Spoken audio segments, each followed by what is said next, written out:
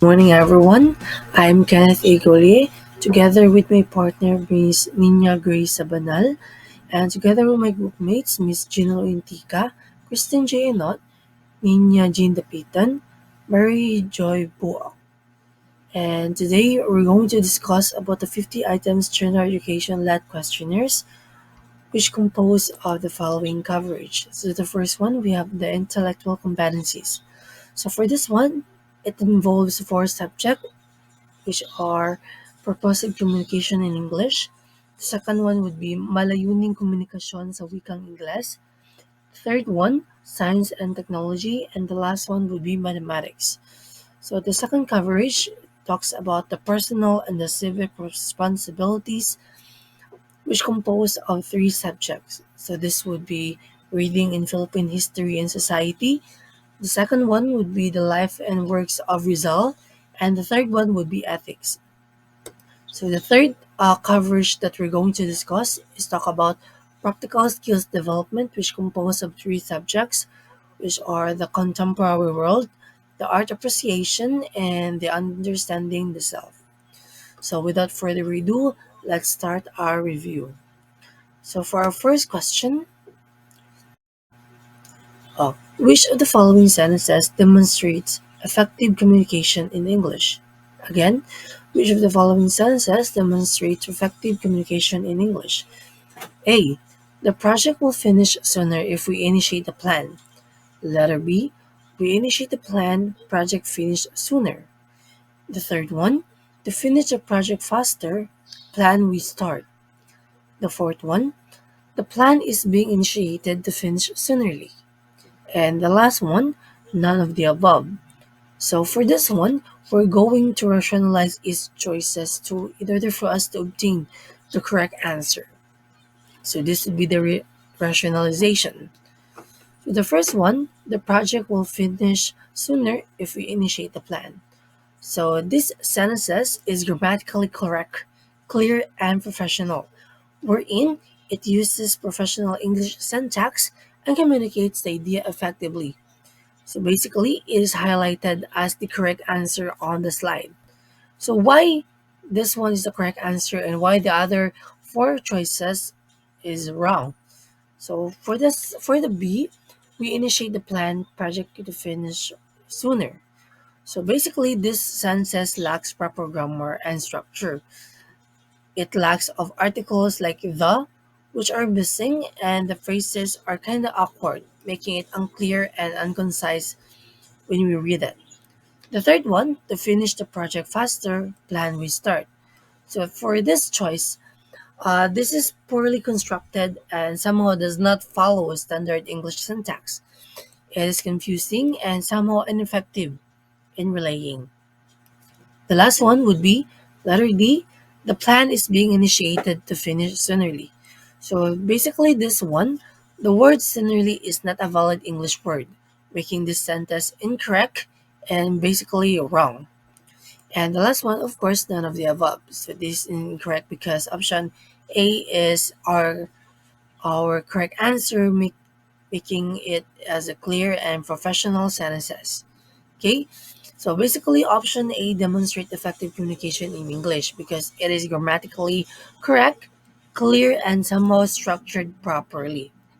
So that's how we rationalize. Okay, so the answer for number one is letter A. Okay, letter A is the correct answer. So letter B.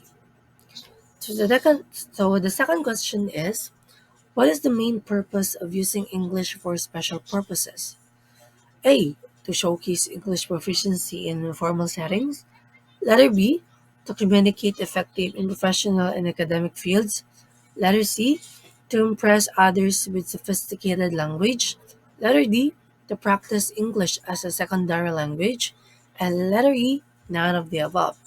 So just like another one, let's rationalize. So basically, the answer for this one is letter B, to communicate effectively in a professional and academic fields. Now let's rationalize why letter B is the answer and why not A, C, D, and E. Okay, so let's start with letter A. So for letter A, It states there to showcase English proficiency in informal setting. So this is incorrect because English for special purposes is basically focused on professionals or academic contexts, not for some casual or informal setting. For letter B, to communicate effectively in professional and academic fields, this is the correct answer because English is for special purposes wherein it tailored for use of specific fields like for example in medicine, law, businesses, or even in industries. So the purpose is to effectively and precise communication in this specialized context.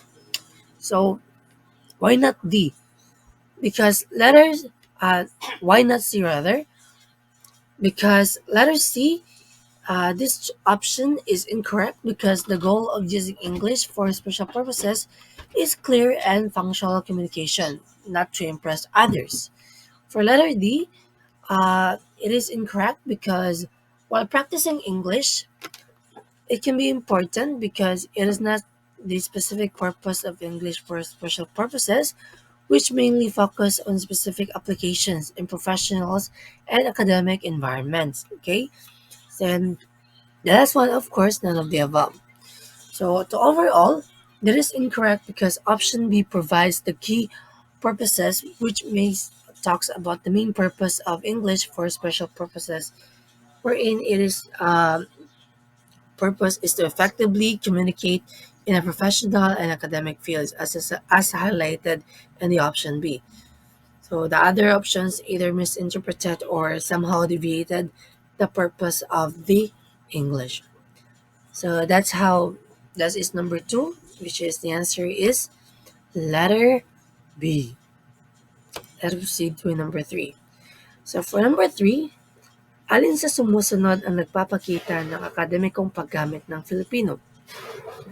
Letrang A, paggamit ng kolokyal na wika sa klase. Sa letrang B, pagsulat ng sanaysay ukol sa agham gamit ang Filipino. Sa letrang C, paggamit ng salitang balbal sa usapin. Letrang D, pagbibigay ng opinyon sa social media gamit ang memes. Or letter E, wala sa nabanggit or none of the above. So for this one, the answer for this one is letter B. Why? So let's rationalize every options. Why letter B is the correct answer. So for this one, in letter A, paggamit ng kolokyal ng wika sa klase. Mali ito dahil sa kadahilan ng ang kolokyal ay wika ay hindi formal at hindi angkop sa akademikong konteksto. Wherein ang akademikong konteksto,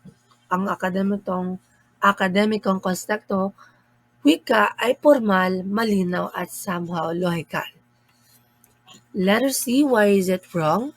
Because dahil mali ito sa kadahilan ng ang balbal na wika ay masyadong informal at hindi angkop sa pang-akademikong diskurso. Sa letrang D naman, mali ito sa kadahilan ng ang paggamit ng memes ay hindi itinuturing na formal na paraan sa pagpapahayag sa isang akademikong konteksto. Ang ganitong paraan kasi ay mas naaangkop sa informal na komunikasyon. Sa letrang D is wala sa nabanggit wherein nihahayag lang ito na wala sa nabanggit ang tamang sagot. So basically, ang sagot dito ay ang letrang B, pagsusulat ng saliksik ukol sa agham gamit ang Filipino. Ito ay tama dahil ang pagsusulat ng sanaysay na may malinaw na paksa at gamit ang formal na Pilipino ay isa sa mga halimbawa sa tamang akademikong paggamit ng wika. Kaya letrang B ang tamang sagot sa katanungang ito. So, susunod, number 4. So, ano ang tamang anyo ng Filipino sa pagsusulat ng sanaysay ng pang-akademiko? Letrang A, gumagamit ng balbal sa salita. Letrang B, gumagamit ng formal na pananalita.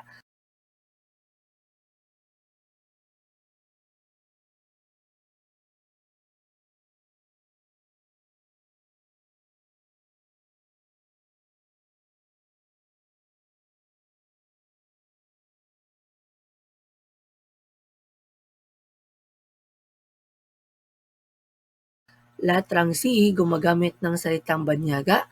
Letrang D, gumagamit ng emoji bilang paglalarawan. Or letter E, none of the above or wala sa nabanggit. So, ating sanisay or ating i-rationalize yung mga choices. So, sa letrang A, gumagamit ng balbal na salita. So, basically, ang option na ito ay mali sa kadalihan ng ang balbal o informal na salita ay hindi angkop sa formal na sanaysay. Wherein ang balbal kasi ay karaniwang ginagamit sa pang-araw-araw na pakikiusap o usapang sa informal na konteksto. Ngunit, ito ay hindi sumusunod sa mga pamantayan ng formal na wika na kinakailangan sa akademikong pagsusulat. Kaya ang letrang A ay mali. Lumako naman tayo sa letrang C. Bakit kaya mali ang letrang C? So sa letrang C kasi, gumagamit ng salitang banyaga. Mali ito sa kadahilan ng ang paggamit ng salitang banyaga ay hindi angkop kung layunin ng sanaysay na may pakita ang husay sa paggamit ng wikang Filipino. Bagamat, maaaring gumagamit ang mga banyagang salita kung walang katumbas na Filipino. Dapat ay limitado lamang ito at hindi masisira ang kabuuang formalidad ng sulatin. Sa huli naman, sa letrang D, ito ay mali dahil ang emojis ay bahagi ng informal na komunikasyon. Wherein, karaniwang ginagamit ito sa mga social media o text messages lamang. Hindi ito angkop sa formal na pagsusulat ng sanaysay dahil ito ay ipinapakita ang lohikal, detalye, kausayan sa paggamit ng wika. So, sa natitira, ang letrang B. So, ang letrang B ang tamang sagot dito, gumagamit ng formal na pananalita. So, ito ang tamang sagot dahil sa ang formal kasi na pananalita ay angkop sa pagsusulat ng mga sanaysay na pang-akademiko. Wherein ang formal na wika ay nagtataglay ng malinaw na ekstruktura, lohikal na pagpapahayag ng mga ideya at somehow sumusunod sa mga wastong gramatika. Ginagamit ito upang ipakita ang intelektual na kakayahan ng mga manunulat at respeto sa formalidad ng akademikong konteksto. Kaya ang sagot sa katanungan 4 ay letrang B. Gumagamit ng formal na pananalita sa akademiko. So, for number 5, proceed na tayo. So, for number 5, which of the following explains why the sky appears blue? Letter A, the sky reflects the color of the ocean. Letter B, blue light is scattered more than the other colors due to its shorter wavelength. Letter C, the sun emits primarily blue light. Letter D, atmospheric pollution causes the blue color. And letter E, none of the above. So let's rationalize why is it what would be the answer. So basically, for number 5, the answer is letter B. Now let us explain why letter A, C, and D is not the correct answer. So basically, for letter A, the sky reflects the color of the ocean. So this is incorrect because the color of the sky is not caused by the reflection of the ocean water. So basically, while it may seem intrusive since oceans are also blue, so the sky's color is determined by the scattering of the sunlight by the atmospheric particles, not by but the atmospheric particles, not by their reflection. So let's explain why letter C is not the answer. So this is incorrect because the sun emits light across the full visibility of the spectrum, which includes all colors. So the sun is white light and the blue color of the sky is due to the scattering effect, not because the sun emits predominantly blue light. And the last one, letter D, why is it not the answer? Is because the pollution does not play a role in the normal blue appearance of the sky. Pollution basically can lead to other atmospheric phenomena like haziness or the reddish tint during sunset, but the blue color comes from the scattering of the sunlight in the clean atmosphere. So for letter B, why is it the correct answer? Basically, um, blue light is scattered more than the other colors due to its shorter wavelength. So for this one, this is the correct answer because it aligns with the scientific principle of Rayleigh scattering blue light, which has somehow the shorter wavelength compared to the red and the other colors which have a longer wavelength. So it is scattered in all directions by the gases and the particles in Earth's atmosphere, which makes this scattering uh, appearing the sky color blue as an observer in the ground. So that's how letter B is the correct answer. Okay, so let's proceed for number 6. So, which technological advancement has more directly benefited the human health? Letter A, the invention of the smartphone. Letter B, development of vaccine. Letter C, creation of social media. And letter D, the use of 3D printers in art. And letter E, none of the above. So let's rationalize each question.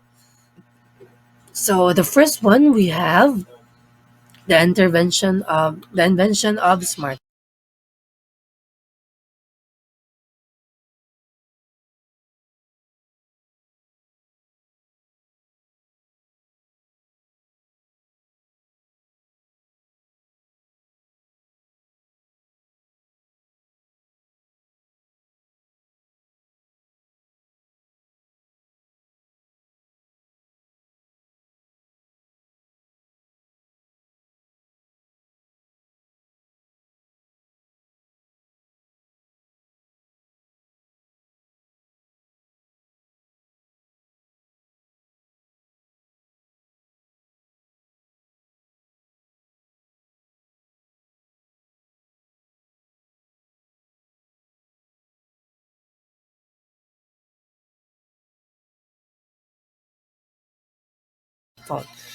So basically, for number 6, the correct answer is letter B.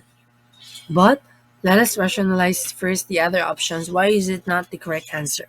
Okay, so the first one, the invention of the smartphone.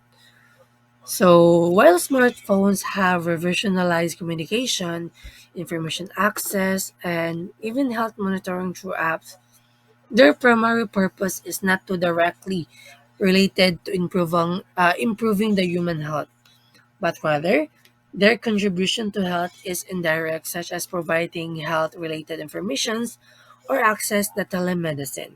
Okay, so why delete letter C, which is the creation of social media? So basically, social media connects people and spread awareness only, and many provide a platform for health campaigns, but it does not directly benefit the human health. Or in fact, excessive use of social media rather has been linked to the negative health outcomes such as mental health issues. So that's how negative social media is. So the last one, the use of 3D printers in art.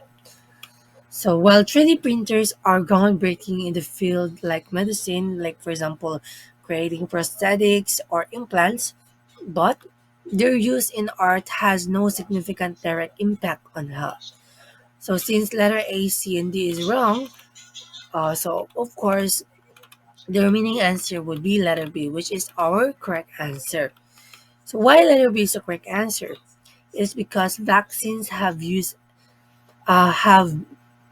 had a profound and direct impact on human health by preventing life-threatening diseases such as polio, measles, smallpox, and even the current scenarios of COVID-19. They save millions of lives annually, reducing the spread of these infectious diseases and contribute to the global public health. So that's all for number 6, which give us with the correct answer of letter B. So the next one, we have question number 7.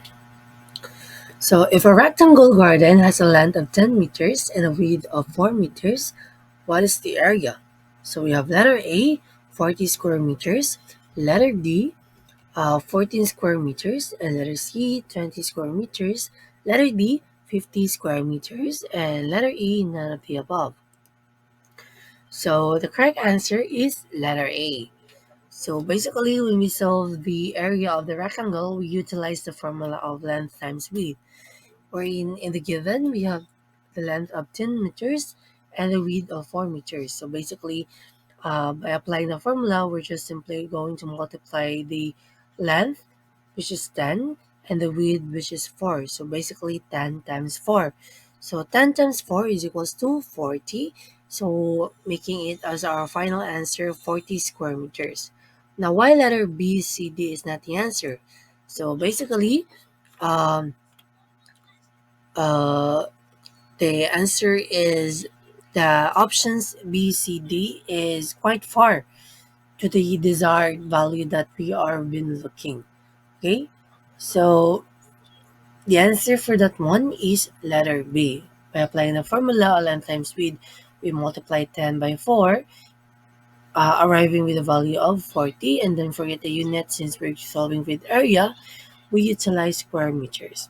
So that's how we solve the area of the rectangle. Okay, so let's proceed with number 8. So of course, question 7, the answer is letter A. So for number 8, what real life situation involved percentage? Letter A, finding the total bill in a restaurant including tips. Letter B, counting the number of books in the library. Letter C, measuring the length of the rope. Letter D, calculating the speed of car. And letter E, none of the above. So basically the answer is letter A. Now let us justify why A is the answer and why not B, C, D. And let us also identify why B, C, D is not the correct answer. Okay, for letter A, finding the total bill in the restaurant including tips. So basically, this is correct because when we try to calculating the total bill including the tips, it is somehow common for us to use the percentage. Like for example, if the tip is 15%, so you calculated the 15% of the bill amount and add it to the total amount. So this involves applying a percentage to a real world scenario, which is basically on the problem being involved. For letter B is not the correct answer because counting the number of books in a library is a straightforward tally and it does not involve percentage. Wherein when we say percentage, um, it relates to the part of a whole or comparison which aren't applicable here because basically we're just simply counting the number of books in a library. Okay, why not letter C? Letter C is incorrect because measuring length involves unit like meters or foot, not in percentages. So there's no calculations involving parts of a whole on this context. And for lastly, why not letter D? It is because in letter D, speed is calculated using the distance and time, which is often expressed as a ratio. Like for example, kilometers per hour, meters per second. So basically, it does not involve percentage, wherein it also involves ratio and proportion only. That's why letter A is our answer for question number 8. This one. So let's proceed. Question number 9. What is the significance of the 1896 Philippine Revolution? Letter A, it marked the start of the Spanish colonization. Is it letter B, it led the declaration of the Philippine independence? Or is it letter C, it introduced the Katipunan to the Philippines? Or it should be letter D, it ended the World War II in Asia? Or letter E, none of the above. So let's rationalize. So basically, our answer for this one is letter B. So, but let us first understand why letter A, C, D is not the correct answer. So let's start with letter A. It marked the start of Spanish colonization. So for this one, uh, it is incorrect because Spanish colonization of the Philippines began much earlier than 1896. wherein Spanish colonization happened between 1565 with the establishment of the Spanish settlement under the rule of Miguel Lopez de Legazpi. So the 1896 revolution was a movement against the Spanish rule, not the beginning of decolonization. Okay, so why not letter C? So basically, letter C, the Katipunan, which is a secret revolutionary society, was established by Andres Bonifacio and others in 1892. 4 years later, before the 1986 revolution had begun. The revolution was largely led by the Katipunan but did not basically introduce it. So letter D, it ended the World War II in Asia. So it is incorrect because World War II ended in 1945, nearly 5 decades after the 1896 Philippine Revolution. So basically, these two events are unrelated with each other, which comes into our mind that letter B is the correct answer. So let us explain why letter B is the correct answer. So basically, letter B, the 1896 Philippine Revolution, led by a group of groups like the Katipuneros or the Katipunan, marked the Filipinos' organized fight for the independence from the Spanish colonization or from the Spanish colonial rule. Although full independence was not achieved until 1898, the revolution set the foundation for the several eventual goals, making this one as a pivotal role in the Philippine history. So that's why letter B is our correct answer. Okay, so let us proceed with letter number 10. So for question number 10, who wrote the Noli Me Tangere? Is it A. Emilio Aguinaldo? Letter B. Andres Bonifacio? Letter C. Jose Rizal? Or letter D. Apolinario Mabini? Or letter E. None of the above. So for this one, the correct answer is Jose Rizal. So basically, Jose Rizal wrote the Noli Me Tangere in 1887 during his time in Europe. So basically, this novel is a powerful critique of social, political, and religious injustice in the Philippines during the Spanish colonial period. Basically, it played a significant role in awakening the Filipino nationalism and inspiring the Philippine Revolution. So basically, Rizal have started the revolution through writing of the Noli Me Tangere. So letter A is not the correct answer, which is Emilio Aguinaldo, because Aguinaldo was a revolutionary leader back then and became the first president of the Philippines. But he did not write the Noli Me Tangere. He is more associated with the Philippine independence movement. Letter B, Andres Bonifacio. He is also not the writer because Bonifacio is known as the father of the Philippine Revolution and somehow the leader of the Katipunan. So while he admired Rizal, he did not author the Noli Me Tangere but somehow led the revolution of the Philippines during the Spanish colonial rule. The last one, Apolinario Mabini. So basically, Mabini often called as the brain of the revolution. He was so brilliant political philosopher and somehow the advisor during the Philippine Revolution.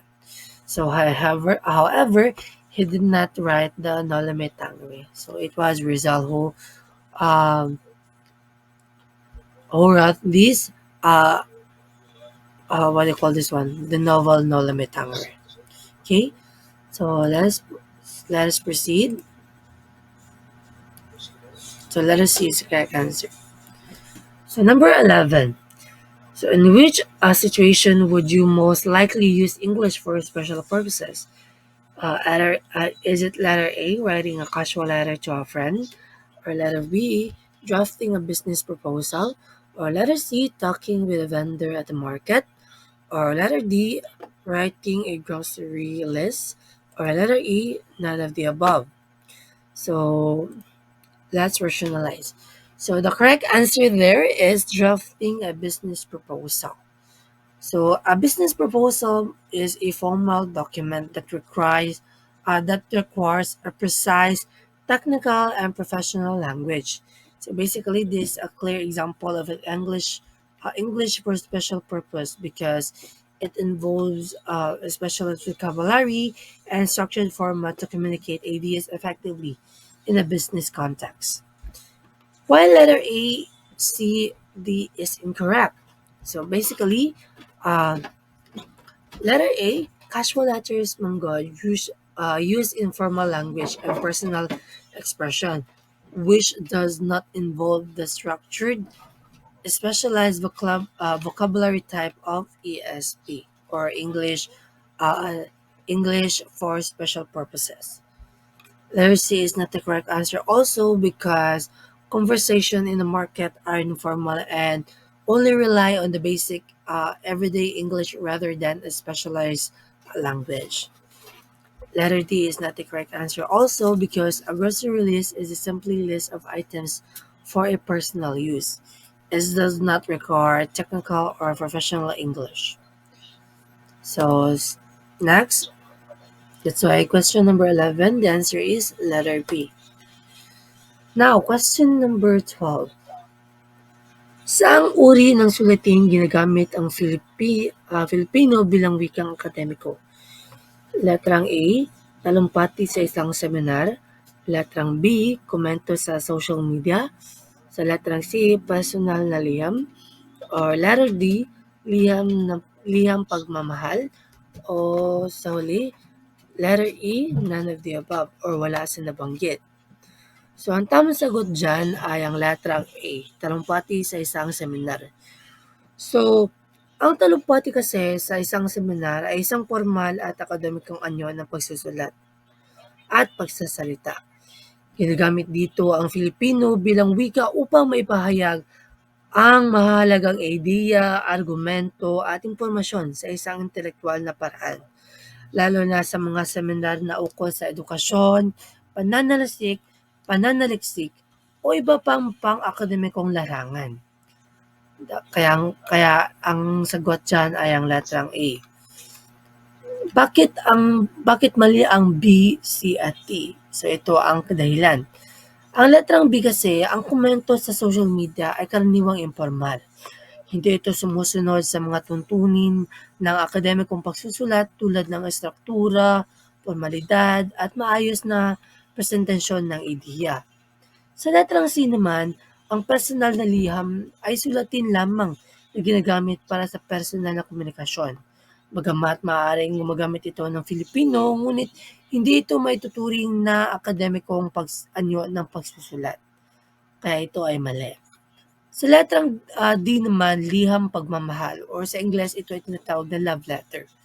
Ang liham na pagmamahal ay sulatin na di formal at ito ay nagpapahayag ng damdamin.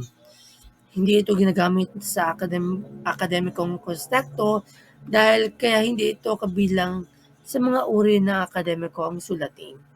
Kaya ang sagot natin dito sa tanong na ito ay ang letrang A, talumpati sa isang seminar.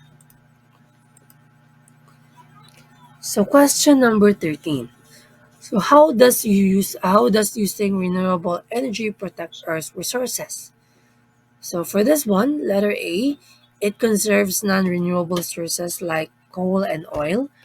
Letter B, it increases the use of fossil fuels. Letter C, it decreases technological advancement. Letter D, it stops the use of all energy resources. Or letter E, none of the above. So let's rationalize its answer and identify also the correct answer. So for this one, the correct answer is letter A. It conserves non-renewable resources like coal and oil. So let's justify why letter A is the answer.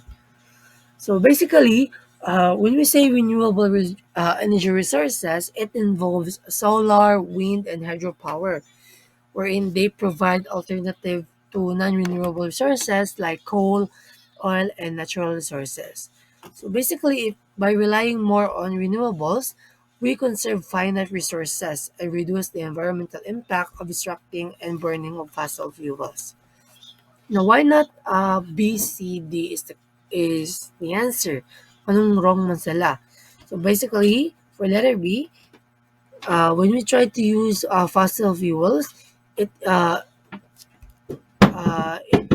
it will somehow intended to reduce or replace the use of fossil fuels, wherein renewables are cleaner and somehow more sustainable energy options, wherein contributing to the fight against climate change also. Now, why not letter C man? So basically, uh, uh, as the transition to the renewable energy often drives technological innovation, leading to the advancement in the energy storage, grid management, and efficient improvements in energy production. The last one, letter D. Basically, this is incorrect because using of renewable energy doesn't mean of ceasing energy consumption, but instead it focuses on shifting from depletable resources to sustainable one. So basically, upon justifying this answer, letter A is the fit answer for this questions number 13. Okay, so let us continue our discussion. So we have question number 14. So what is the example of how technological benefits mankind? Letter A, the use of satellite for GPS navigation. Letter B, the excessive screen time among children. Letter C, over resilience on machine in daily life. Or, or letter D, the spread of misinformation online. Or letter E, none of the above. So for this one, uh, the correct answer is letter A. So this is correct because satellites provide GPS, which stands for the Global Positioning System, which has revolutionized navigation and global connectivity. So GPS enables precise location tracking, aids in transportation, support disaster responses, and somehow enhance communication. It is a prime example of technology improving human life. So why not BCD? So basically, B is incorrect because excessive screen time among children is considered a negative consequence of technology. It can lead to a health problem like eye strain, disrupted sleep, and somehow reduced physical activity. For letter D is also incorrect because while technology simplifies tasks over resilience can reduce to self resilience and critical problem solving skills. It is more of a challenge than a benefit. The last one, why not letter D? So basically, this is incorrect because misinformation is a drawback to of technology, especially in the digital age where false information can somehow spread rapidly through social media and other online platforms, making it letter D as not the fit answer for our question. So our final answer will be letter A, the use of satellite for GPS navigation. So let us proceed. So for this one, a store offers a 20% discount on shirt price at the 500 pesos. How much is the discount? Letter A, 50 pesos. Letter B, 100 pesos. Letter C, 150 pesos. Or letter D, 200 pesos. Or letter E, none of the above. So basically for this one, we are involving about money. So for this one, the correct answer is letter B, which is 100 pesos. So basically, 50 pesos, this is basically the 10% of the 500 or the initial amount that we're going to obtain the discount value. Wherein sa 50 pesos is only the 10% of the 5%. Is that not represent the 20% discount that we've been talking? For letter B is correct because the 20% discount is calculated as 500 pesos times point 2%, wherein we turn this percentage 20% into a decimal, arriving with a value of zero point 0.2. So if we try to multiply 500 by zero point 0.2, we will arrive with a value of 100, making it as our correct answer. Okay? So for letter C, let us justify why letter C is not the correct answer. So basically, letter C is 150. So when we say 150, it is represent the 30% of the 500 peso amount, not the 20%. So if you try to multiply 50% to zero point 0.3, it is very higher to the obtained value that we have in our letter B. Okay, so letter D, 200 pesos. It is also incorrect because the defect 200 pesos is the first 40% of the 500 pesos, which is incorrect and not aligned with the problem. Okay, so let us proceed now to the next question, question number 16. So which of the scenarios best implies mathematical problem? Is letter A, organizing books alphabetically, letter B, dividing pizza equally among friends, or letter C, drawing a picture, or letter D, writing a poem, or letter E, none of the above. So the correct answer is letter B. So let us justify why letter B is the correct answer.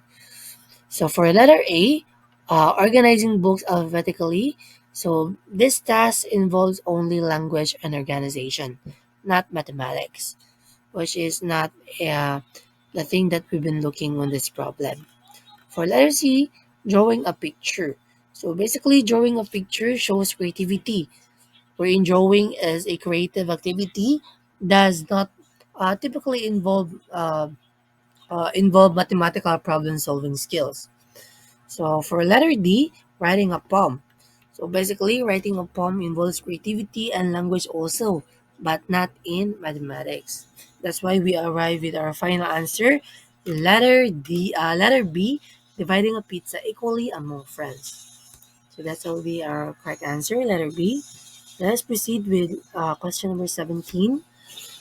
So, if a car travels 150 kilometers in 3 hours, what is its average speed? Letter A, 45 kilometers per hour. Letter B, 50 kilometers per hour. Letter C, 60 kilometers per hour. Letter D, 75 kilometers per hour. And lastly, letter E, none of the above. So let's try to solve the problem. So basically, the answer for that one is letter letter letter A. Okay, letter A is our correct answer for that one. So our answer for that one is letter B, or rather, there might be a mistake in the PPT, but the correct answer for that one is letter B.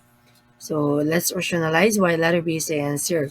So basically, for letter A, 45 kilometers per hour, this is incorrect because if you try to divide Uh, the formula in solving the average speed of a car is basically not time, distance over time. Where in this case, we're going to divide 150 by 3. So 150 divided by 3 is equals to 50. That's why we arrive with our final answer, letter B, 50. So basically, A is not the answer because 45 kilometers is quite far with our final answer, which is 50, as long as with letter C and letter D is a result of miscalculation. Okay, so the answer for that one, first question number 17, is letter B, 15 kilometers per hour. So let us proceed. Question number 18, how is probability applied in daily life? So for this one, we have option A, predicting the chance of a rain. Letter B, measuring the height of a building. Letter C, writing a shopping list. Letter D, reading a book. And letter E, none of the above. So for this one, the correct answer is letter A, predicting the chance of a rain. So for this one, probability is used in weathering forecasting to estimate the likelihood of a rain based on the data models. Letter B, C, D is not the correct answer because in letter B, measuring the height of a building involves direct measurement but not probability. And letter C, uh, Writing on the shopping list is about planning, not probability.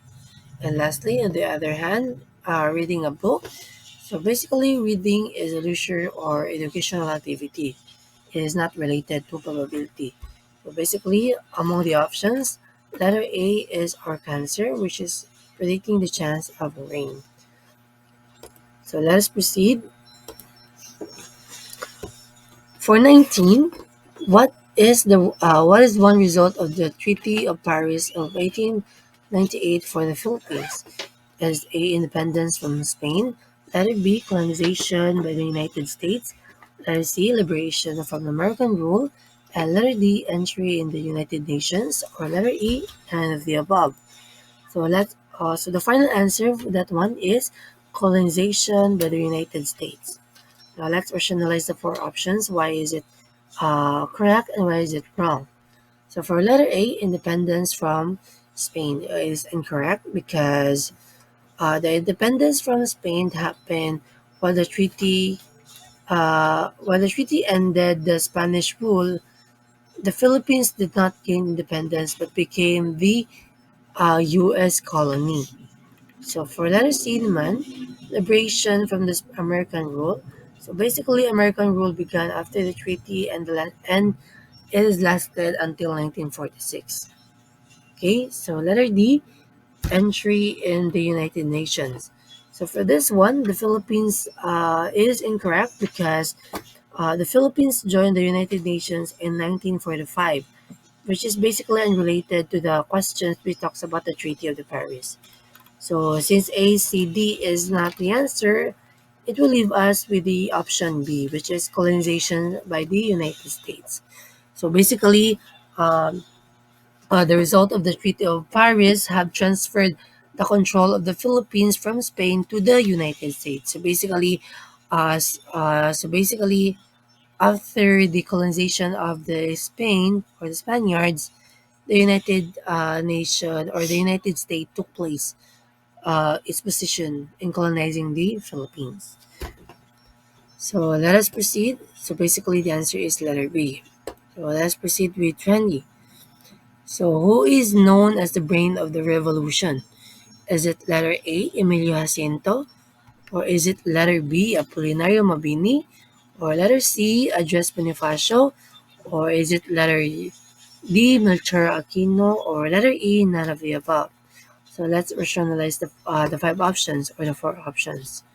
So we have here Emilio Jacinto, which is wrong because Jacinto was the brain of the Katipunan, not the brain of the revolution. So Emilio Jacinto was the front runner or the brain in the Katipunan, but the main brain of but he is not the main brain of the Philippine Revolution back then. Okay, so the second one, Apolinario Mabini. So basically, letter B is the correct answer, which is Apolinario Mabini.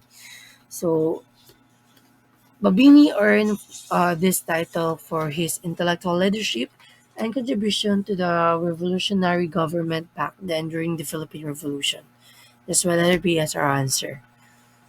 On the other hand, Andres Bonifacio, he is not the brain of the revolution, but he was the father of the Philippine Revolution, not its intellectual leadership. The last one we have Melchor Aquino. So basically, Aquino was known as Tandang Sora, or the mother of the revolution. It is because of his support system during the Philippine Revolution.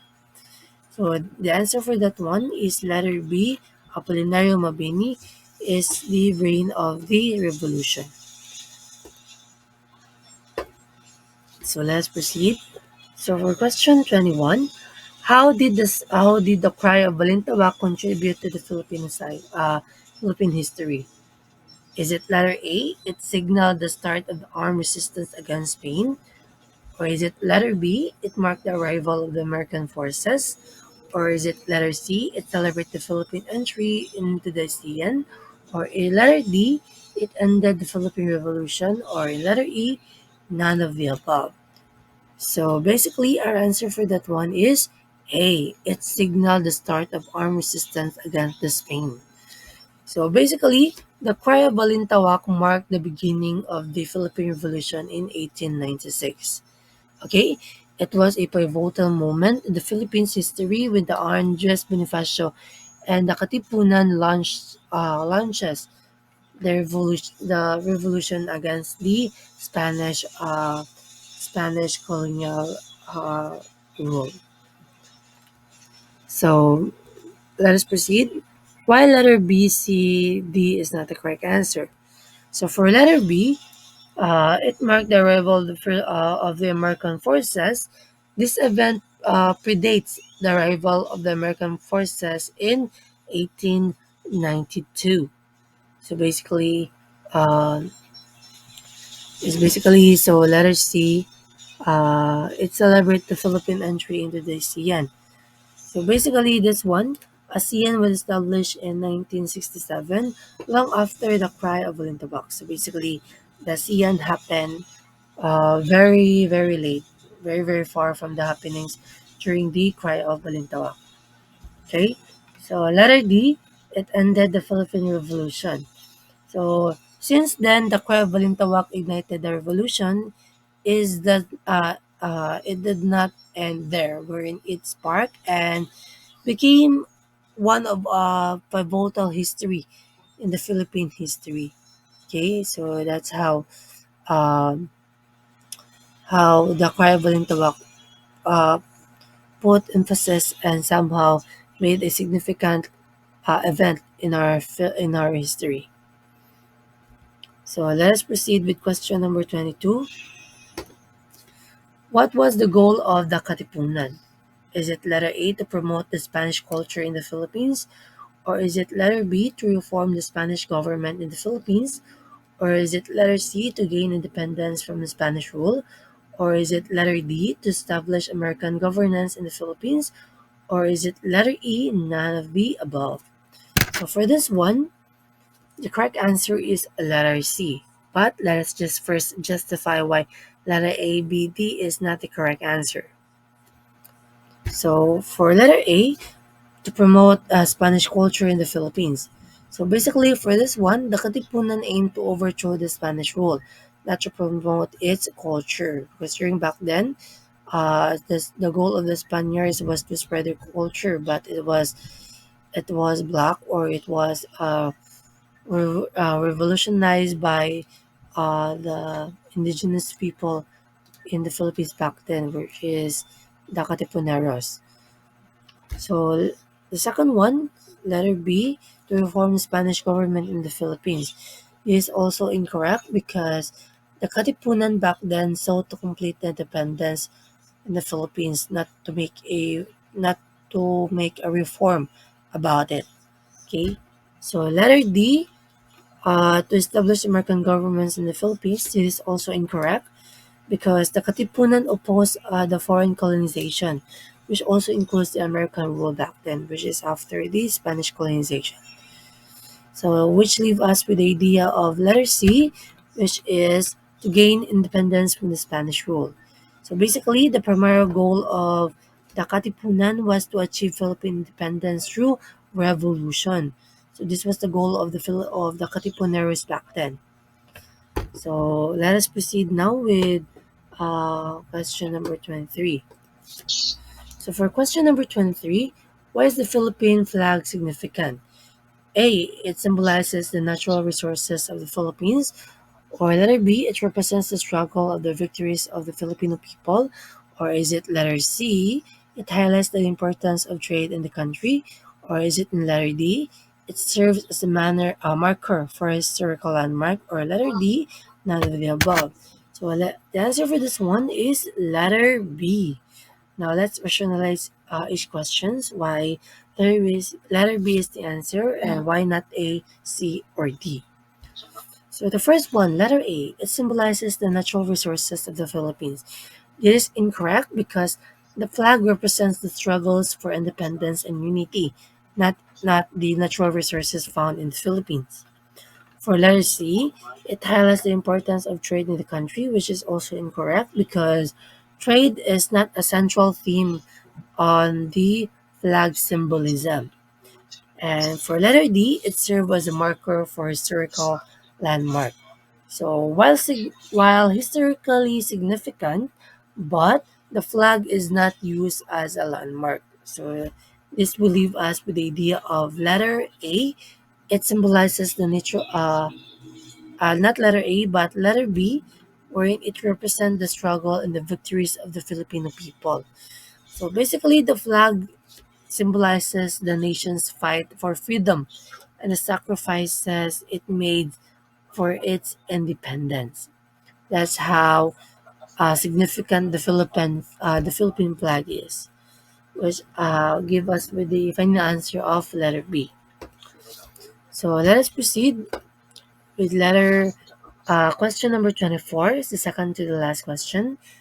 What is the primary goal of education in developing personal responsibility? Is it A, to acquire wealth?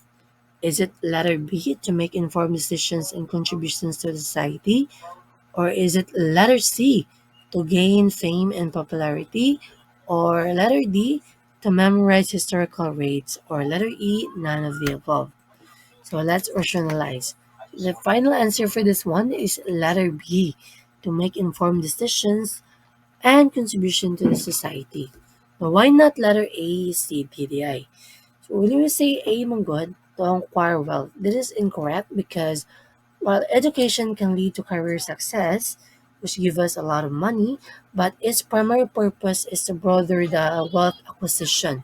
Okay, it is to broaden the wealth acquisition. For letter C, it is incorrect because education is not only focused on fame, but on the intellectual and the social development of a person. Okay, so why not letter D also? Because memorization is a tool of education, but the goal is to deeper understand and application of the topics right after, which give us with the idea of letter B as our final answer, which is to make informed decisions and contributions to society. So education somehow aims to help individuals make critical decisions and somehow solve problems and lastly contribute to the meaningfully to the society. So that's how that is the primary goal of education in developing some personal responsibility. Okay, the last question, we have question number 25. So this is it. How can a citizen demonstrate civic responsibility? Is it letter A, by participating a local election? Or in letter B, by ignoring the community issues? Or is it letter C, by focusing solely on personal success? Or in letter D, uh, by avoiding taxes? Or in letter E, none of the above? So let's rationalize these questions. Wherein the correct answer is letter A, by participating in local election. Now let's rationalize B, C, D. Why is it incorrect? So when we say be manggod by ignoring the community issues, ignoring the issue is the opposite of civic responsibility. Okay, that's how you understand. Letter B, not letter B, letter C, or rather, by focusing on solely on personal success, civic responsibility involves considering the welfare of the community, not just only for their personal gain. For letter D, by avoiding taxes, so basically, paying taxes is a responsibility that supports a public service and guidance. Okay, so let us proceed. So for this one, since we already have our majority of the votes, we have that would be that contain the overall names included here in the WWE. So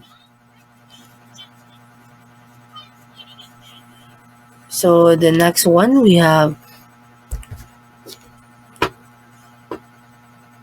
so letter B, by ignoring the community issues. So for this one, Ignoring issues is the opposite of civic responsibility. Okay? And for letter C, uh, civic responsibility involves considering the welfare of the community, not only for the personal gain. And letter D, by avoiding taxes, is incorrect because paying taxes is a responsibility that supports the public service and the governance. So basically, that will leave us with the idea that letter A is the correct answer, which is by participating in local elections, wherein voting is the key as the aspect of civic duty and active participation in democratic society. That's why letter A is our correct answer. Okay, so since I'm done with my 20 items questionnaire, I will give the floor to my partner, Miss Nina Grace Sabanal, to continue the discussion from 26 to 50 and to teach you with the more question related to general education. So that will be all, and thank you for listening. In the Piton, Mary Joy Book. And today we're going to discuss about the 50 items general education led questionnaires, which compose of the following coverage. So the first one, we have the intellectual competencies. So for this one, it Thank you, Mr. Gulia. So, good morning, everyone. I am Miss Tina Grace Sabanal, and to continue the general education exam or to answer and rationalize the general education, we will start at question number 26. So, the question is which of the following shows effective written communication in English? A. Please send me dot report ASAP. B. I require report immediately. Please send it today. Or C. Can you send me the report now? Or D. The report you are to send should be right now. Or E. None of the above. What is your answer? You can guess the answer at the comment section. Okay. The correct answer is letter B. Very good. I require the report immediately. Please pause or send it now. So, why is it is the correct answer? Because it is clear, polite, and professional, making it effective communication for a formal context. And why is it not letter A, C, or D? So, A, please send me dot report ASAP is incorrect because this is an informal message, an informal communication in English, and uses text message shorthand and which is not appropriate for formal or professional communication. And how about letter C? Can you send me the report now? This is also incorrect. Why? Because this is direct and it lacks politeness and more formal tone, sustainable for professional communication. How about letter D? The report you are to send should be right now. So this phrasing is awkward, demanding, and unclear in tone. So it is not effective for communication. That's why the correct answer is letter B. Okay, so let's proceed to number 27. Alin sa mga sumusunod ang nagpapakita ng wasto at makabuluhang komunikasyon sa Filipino, sa wikang Filipino? A. Gumamit ng salitang balbal upang maipahayag ang ideya. B.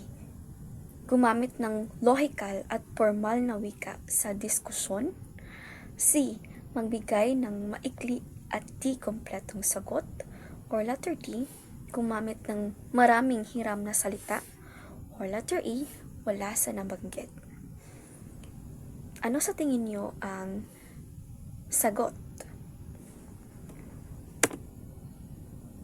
Ang wastong sagot ay letter B, gumamit ng lohikal at formal na wika sa diskusyon. Bakit hindi letter A, C, and D? Because using informal slang does not demonstrate effective communication. And it is important to use language that is appropriate for the context. That's why it is not letter A. And for letter C, because it is short, maikli is short, diba? And incomplete. Short and incomplete answers may not fully convey the message and can lead to miscommunication. Do you agree? Okay, click the thumbs up. Okay, how about letter D? Gumamit ng maraming hiram na salita. So, when you are borrowing words from the other language can be useful. Excessive use for foreign words can make communication unclear. Do you agree? So, that's why the answer for this number is letter B. Very good. So, let's proceed to number 28. Which of the following is not an effective way to use English for special purposes? So, is it letter A, preparing a professional resume? B, writing a formal research paper? C, using slang in a business email? Or letter D, drafting an academic essay? Or E, none of the above? Okay, what do you think is the answer? The answer for number 28 is very good. It is letter C. Using slang in a business email. So let us take note that in the question it has the word not an effective way to use English. So it is very obvious that the correct answer for this one, which is not an effective way, is using slang. Using slang in a business email. Business email. Okay. When we say using slang in a business email, it is not appropriate for professional communication and is an ineffective use of English for special purposes. And why is it not letter A, B, and D? So obviously, because it is, they are an effective way to use English for special purposes. A, preparing a professional resume. Yes, it is very effective way. And B, writing a formal research paper, because it also falls under special purposes, especially in academic context. And letter D, drafting an academic essay. Of course, it's very obvious now. It is an effective way because it is a clear example of using English for special academic purposes. So, do you now follow?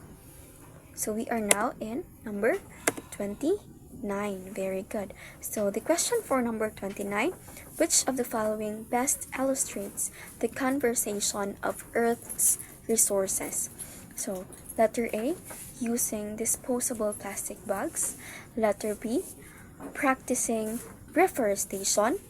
Letter C, dumping waste into rivers. Letter D, excessive mining of minerals. Or letter E, none of the above. Okay, what do you think is the answer? Okay, I see letter A, B, and O. Okay, so the correct answer is letter B. Very good. Practicing reforestation is the correct answer. From the word conservation man.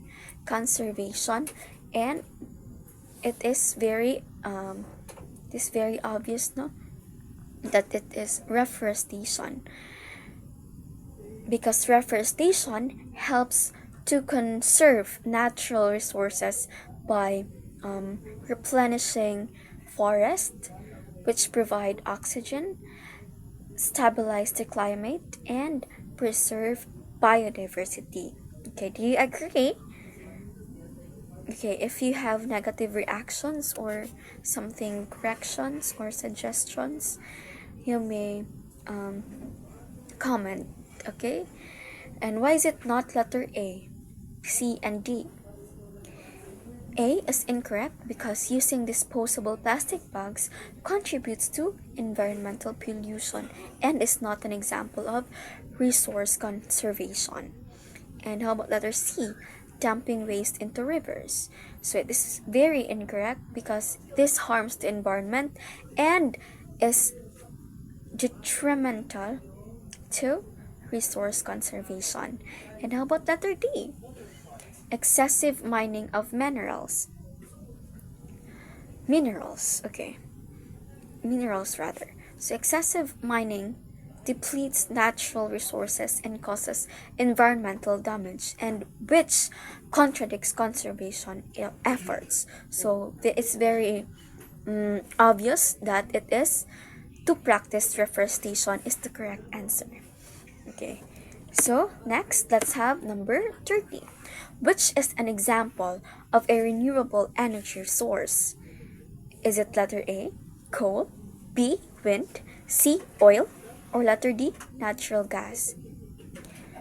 Letter E, none of the above. Okay, when we say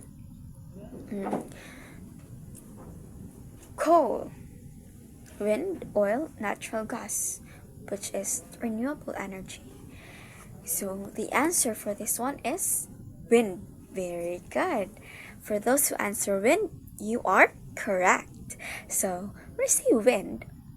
Wind is a renewable energy source because as it is the replenished naturally and can be used repeatedly without depleting resources. So that is why it is the renewable energy source. Why is it not letter A, C, and D? So because coal is a non-renewable source that contributes to pollution and climate change. Again, coal contributes pollution and climate change. How about letter C, oil? Oil is a non-renewable energy source and it is extraction. Its extraction has environmental consequences. That is why it is not the correct answer. It does not renew the energy. It is not a renewable energy source. How about natural gas? Natural gas is a non-renewable energy source because it contributes to the pollution and greenhouse gas emission. Okay, so do you now follow? Why is it letter B is the correct answer? Wind, renewable energy. It is the wind. One of it is the wind. Okay, so next slide. Okay, how has technology improved communication globally? A. By making communication slower but reliable. B. By allowing instant messaging and video calls. C. By reducing the use of written communication. Or letter D. By limiting communication to developed countries. Or letter E. None of the above. Okay, the answer for this is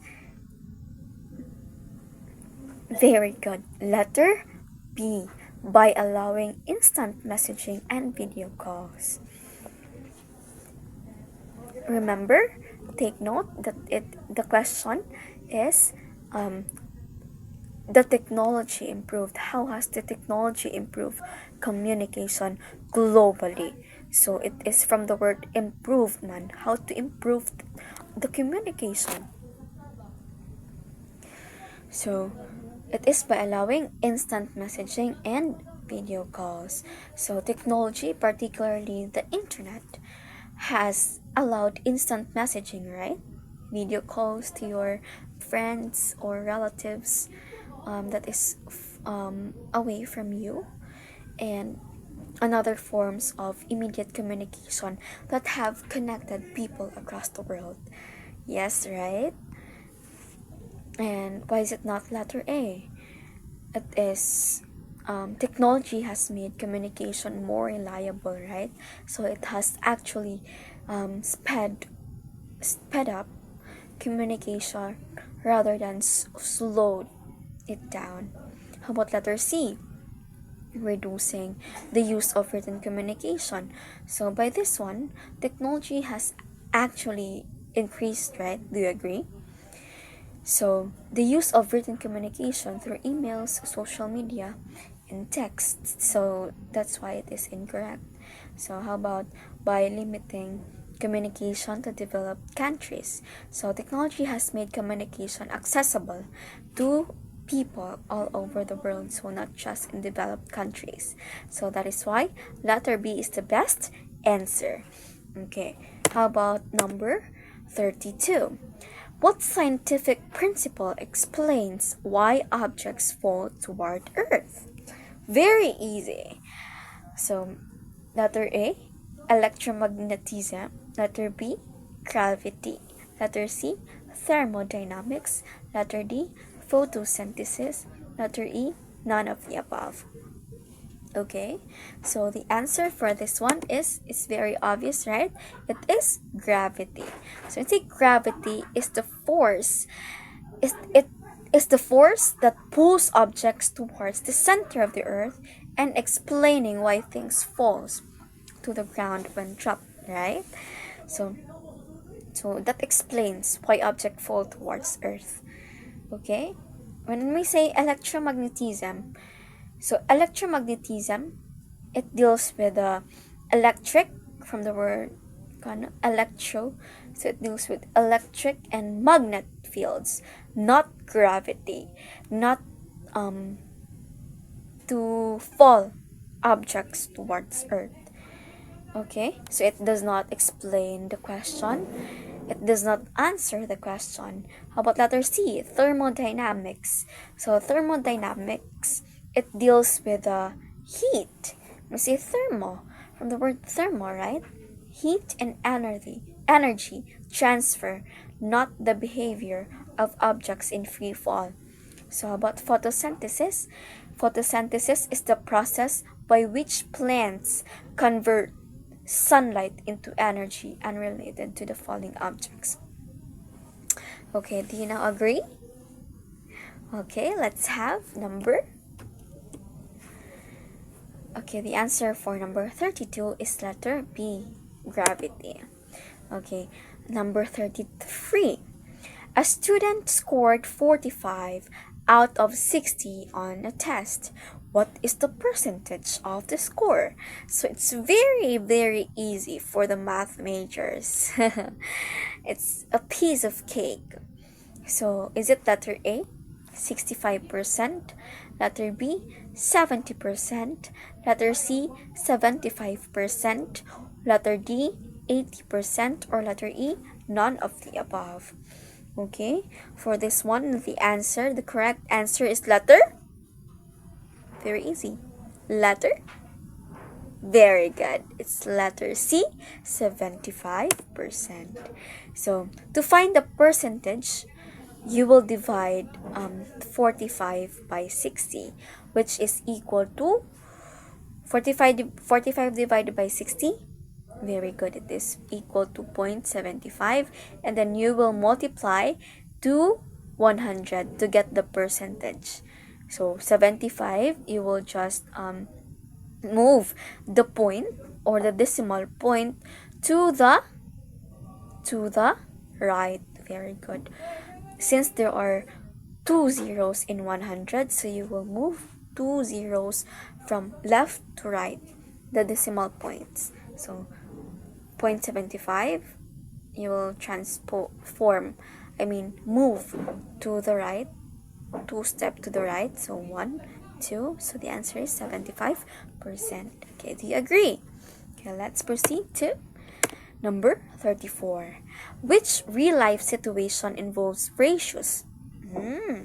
Ratios. Ratios means okay. Okay, let's answer this one. Okay. So is it letter A? Sharing a cake equally among 3 people. Letter B, measuring the temperature of water. Letter C, writing a book review. Letter D, counting the number of birds in a tree. Or letter E, none of the above. What do you think is the answer? It's very obvious, right? It's letter A. Very good. It's letter A because sharing a cake equally among three people involves ratios. Why? Because as each persons get a proportion of the whole cake. Okay, so it is 1:3. So the cake is divided into three, right? And then each person have a proportion of, I mean, a proportion of 1:3. Okay, do you agree? Okay, let us proceed to question number 35. A square has a side length of 8 meters. What is the perimeter? So when we say perimeter, how do we solve perimeter? Okay, is it letter A, 16 meters, B, 24 meters, C, 32 meters, D, 64 meters, or letter E, none of the above? Okay, when we say perimeter of a square, so it is the number of the side of the square. How many side of the square? So it is 4. Very good. So 4 times the given length, the length of the side. So it is 8, right? So you will just multiply that one to get the perimeter. So, or side plus side plus side plus side. Okay? Perimeter for square, side plus side plus side plus side. So it is just equal to 4 times the side. Okay? The length of the side. Okay? So it is 4 times 8. So you will multiply 4 by 8, or 8 plus 8 plus 8 plus 8, or 4 times 8. So it is equal to 32. Very good. Okay, which of the following best illustrates probability? So we are now in number 36. Which of the following best illustrates probability? So what is probability? So is it A, guessing the outcomes of a coin toss? Letter B, measuring the weight of a box? Letter C, counting the number of pencils in a box? Letter D, calculating the area of a rectangle? Or letter E, none of the above? Okay, the answer for this one is very good. Guessing the outcome of a coin toss. So probability, it is probability. When we say probability, the probable outcome, possibility, or the chances. Okay, very good. Okay, so the outcome of a coin toss is a classic example of probability because there are two possible outcomes. What are the possible outcomes when you toss coins? Head and tail. Very good. So when you measure the weight of a box, so it is measurement. Very good. And it is not probability. When we say counting the number of pencils, it is a straightforward counting task. How about letter D, calculating the area of a rectangle? So you will just calculating, right, the word from the choice, letter D, calculate. So you will just find the area of a rectangle. Okay, let's proceed to number 37. What was the purpose of La Liga Filipina founded by Jose Rizal? Okay, is it letter A, to start a revolution against Spain. Letter B, to promote peaceful reforms. Letter C, to establish an independent government. Letter D, to support Spanish rule. Or letter E, none of the above. Okay, the answer for this one is letter, very good, letter B, to promote peaceful reforms. Because La Liga Filipina was found to promote peaceful reforms and seek equally and better conditions for Filipinos under Spanish rule. So that is why it is the purpose. That is the purpose of La Liga Filipina. Okay, next one, number 38. Okay, which event officially marked Philippine independence from Spain? So, is it letter A, Battle of Mactan? Letter B, the Declaration of Independence on June 12, 1898. Letter C, the Cry of Balintawak. Letter D, the signing of the Treaty of Paris. Or letter E, none of the above. Okay, when we say officially, no? Which event? Event that officially marked the Philippine independence from Spain. Okay, independence. Let me say independence. Very good. It is June 12, 1898.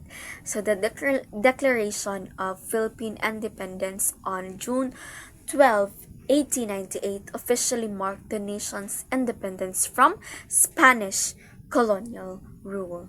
Okay, how about letter A, C, and D? Why is it not the correct answer? Okay, when we say letter A, the Battle of Mactan, so the Battle of Mactan, which is on 1521, it was found between Lapu-Lapu and Ferdinand Magellan, right? And it is not related to independence from Spain. And then how about letter C, Cry of Balintawak?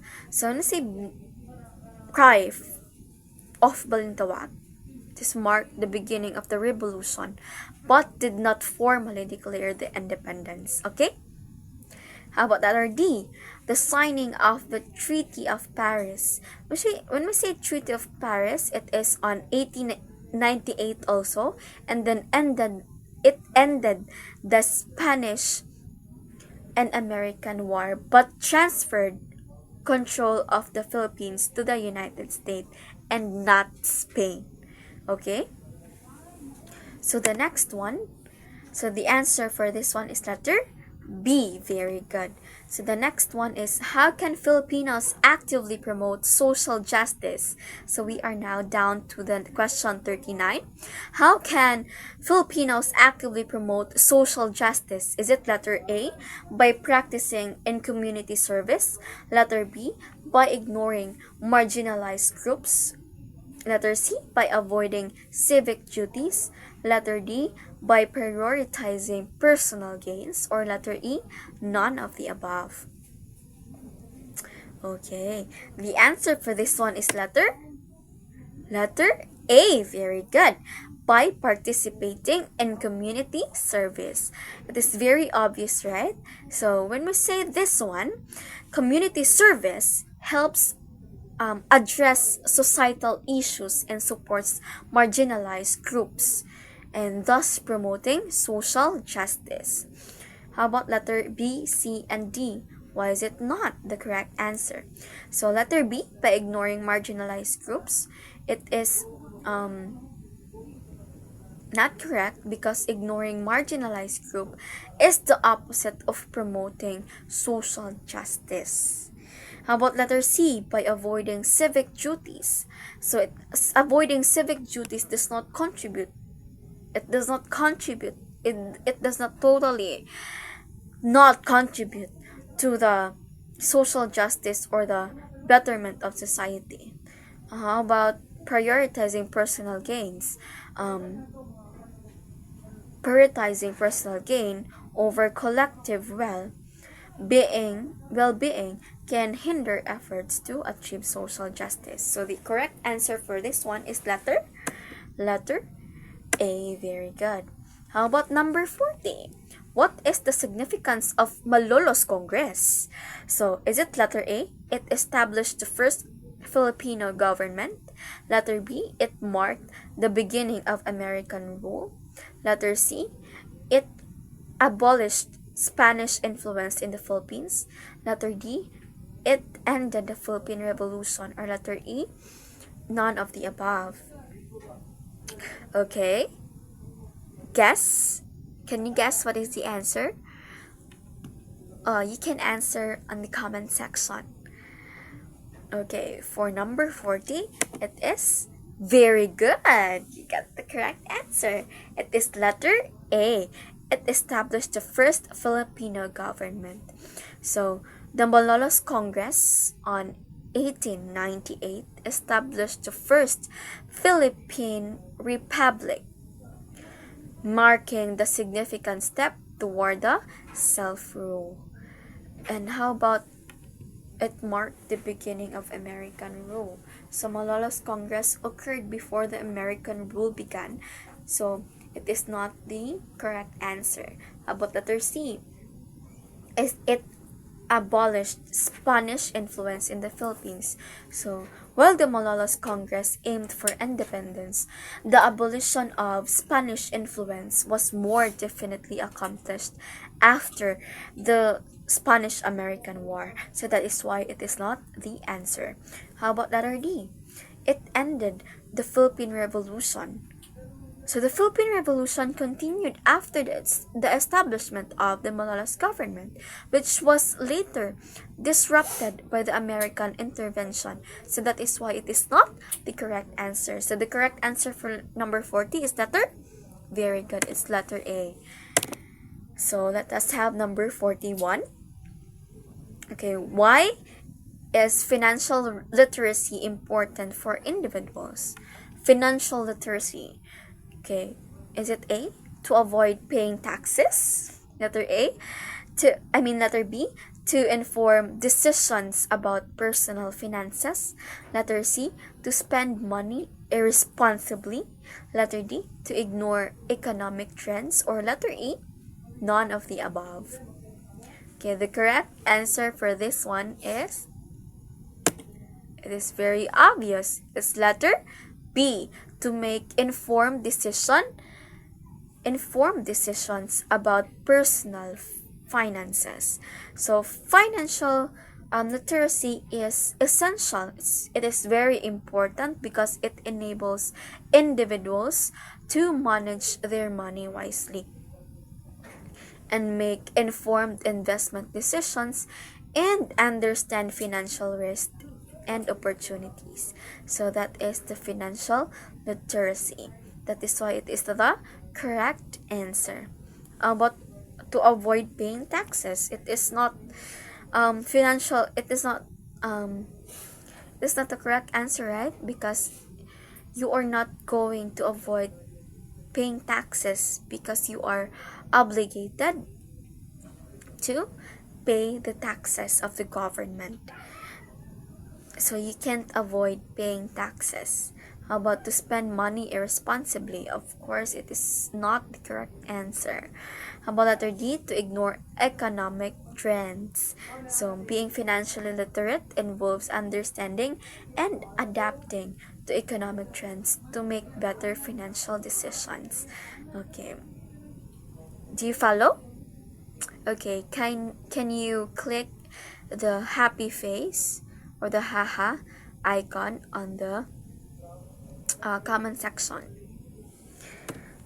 Okay, so the correct answer for number 41 is letter B. How about number 42? What is the benefit of voting in elections? The election is fast approaching, right? It is on May 12. So what is the benefit? One of the benefit of voting in elections. Okay, is it letter A, allowing citizens to express their views in governance? Is it letter B, it guarantees a candidate's victory? Is it letter C, it reduces the needs for government? Or letter D, it ensures personal financial gains? Or letter A, None of the above. Okay, the answer for this one, it is very, very, very obvious because it is a letter A. Very good. It allows citizens to express their views in governance. Okay, we have our um, individual views, right? And we are going to express these views on the election day, right? So voting allows citizens to participate the democratic progress and express their opinions about who should govern, who should lead to our community. Okay, do you agree? Okay, it guarantees a candidate's victory. So it is incorrect, right? Because voting doesn't guarantee any candidate's victory because it is a democratic process where the candidate with the most vote wins. Now, but letter C, it reduces the needs for government. Is it reduces the need of government? So voting is part of the process of participating in government and does not reduce the need for government itself. Okay, how about letter D? It ensures personal financial gains. So it is very incorrect, right? Because voting isn't about guaranteeing personal financial gain. It is about participating in governance and supporting the democratic process. Okay, do you agree for number 42? The answer is very good. It is letter A. How about number 43? How can individuals help protect the environment? How? Okay, is it letter A, by using reusable bags instead of plastic? Letter B, throwing trash anywhere? Letter C, by burning household waste? Letter D, by consuming excessive electricity? Or letter E, none of the above. Okay, very obvious, very easy. Okay, the answer for this one is letter A. Very good. By using reusable bags instead of plastic. So, here in Cebu, some of the province here in the Cebu or cities practice using reusable bags and reducing the use of plastics, and it's very helpful for our community, and it can help our environment to be clean. If our environment is clean, we are also clean.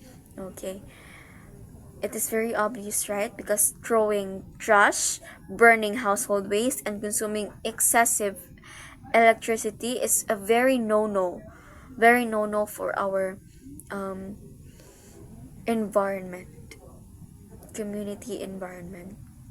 Okay, how about let's proceed to number 44.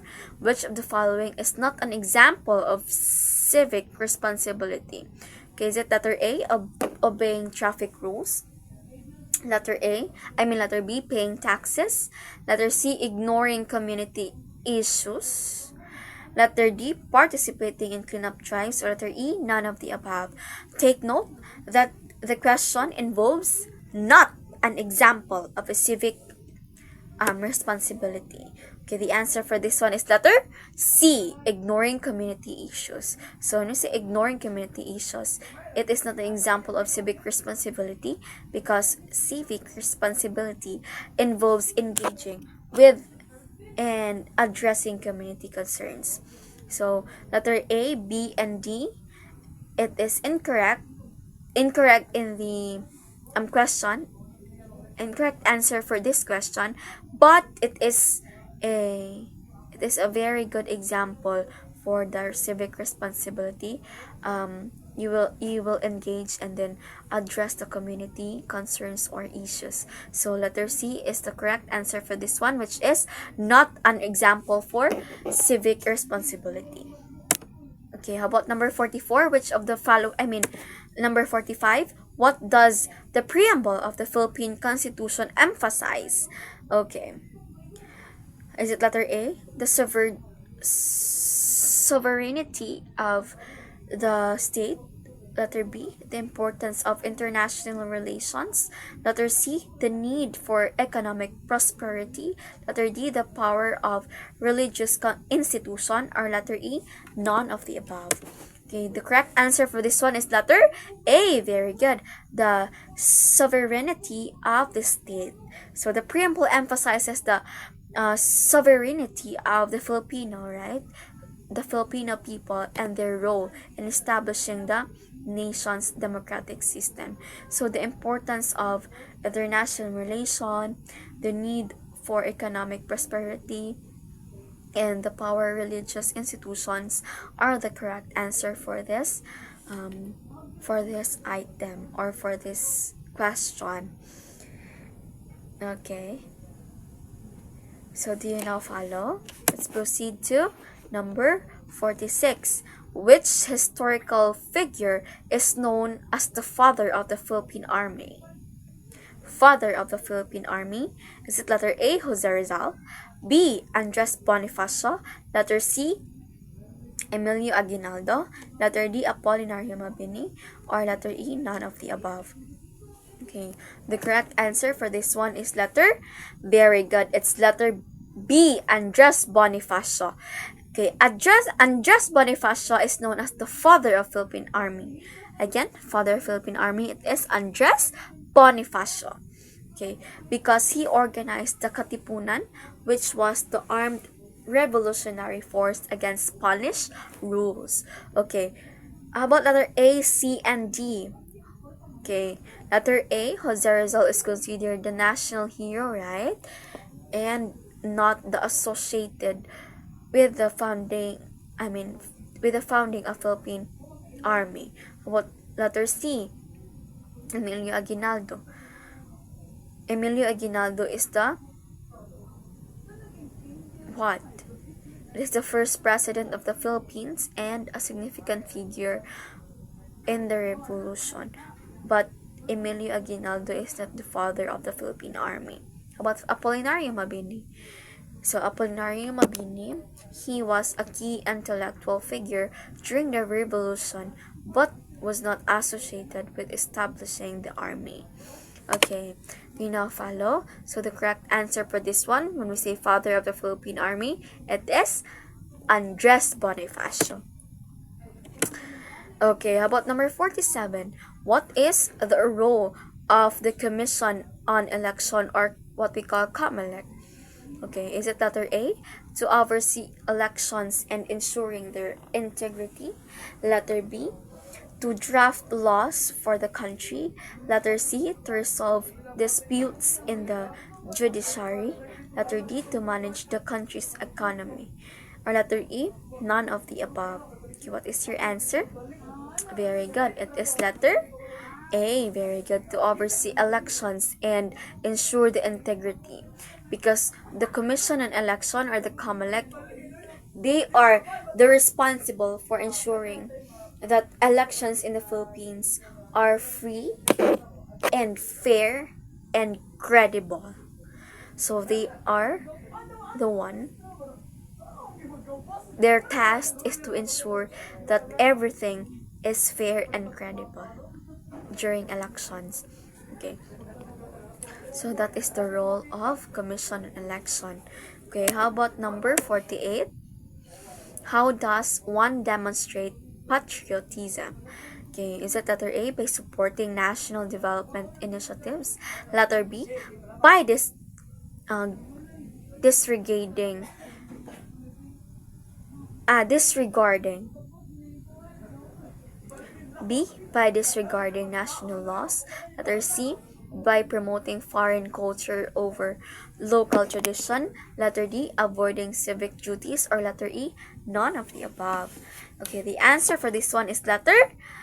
Very good. It is letter A, by supporting national development initiatives. Because supporting national development initiatives such as improving infrastructure, education, and welfare, they are the way to demonstrate patriotism. And letter B, C, and D, Those are the incorrect answers because letter B, disregarding national laws undermines the country's governments and order and is not an act of patriotism. How about letter C? It is promoting local culture and tradition as a better demonstration of patriotism than prioritizing prioritizing foreign culture. Letter B, letter D, avoiding civic duties such as voting or following laws as the opposite of demonstrating patriotism. Okay, the answer is letter. The best answer for number 48 is letter A. Very good. Okay, how about number 49? Which government agency is responsible for protecting natural resources in the Philippines? Is it letter A, Department of Education or DepEd? Letter B, Department of Environment and Natural Resources or DENR? Or letter C, Department of Tourism or DOT? Or letter D, Department of Health or DOH? Or letter E, none of the above. Okay. Which government agency is responsible for protecting natural resources in the Philippines? Very good. It is letter B, from the word responsible for protecting for natural resources. It is DENR or Department of Environment and Natural Resources. It is very obvious, right? The ENR is tasked with ensuring the sustainable management of the Philippines' natural resources and the protection of the environment. So that is why the answer for number 49 is letter B. Very good. DENR, Department of Environment and Natural Resources. Okay. How about DepEd? When you say DepEd, Department of Education, it is responsible for education and not the protection for natural resources. How about DOT or Department of Tourism? So DOT promotes tourism, not environment protection. Letter D, which is DOH, of course, it promotes health and responsible for health related matters and not protection of natural resources. So it is very obvious that it is Department of Environment and Natural Resources. How about the question 50? We are in the last question for our general education. So what is one characteristic of an empowered citizen? Okay, is it letter A, passive participation on societal issues? Letter B, active involvement in community development? Letter C, ignorance of government policies? Letter D, reliance on the other for decision making? Letter E, none of the above. Okay, very good. It's very obvious, right? You say characteristic of an empowered citizen. So when you are empowered citizen, you are active and you are you're enthusiastic, and you are going to involve in community development. So this contributes to the development of the community and advocating for positive changes and taking action for the important society. To improve society. Okay. Why is it not letter A? Passive participation in social issues. Okay. An empowered citizen actively participates in social issues, not passively. Okay, when we say C, so it is informed about government policies and not ignorant of them. So when we say ignorance of government, right? How about letter D? Reliance on the other for decision making. So it is An empowered citizen makes informed decisions independently and does not rely solely on the other for decisions. Okay, and that ends for our um, video for general education, for reviewing, answering, and rationalizing the general education questions. I hope you learned something today and have a good day ahead, and may God bless you all. Goodbye. Thank you for listening.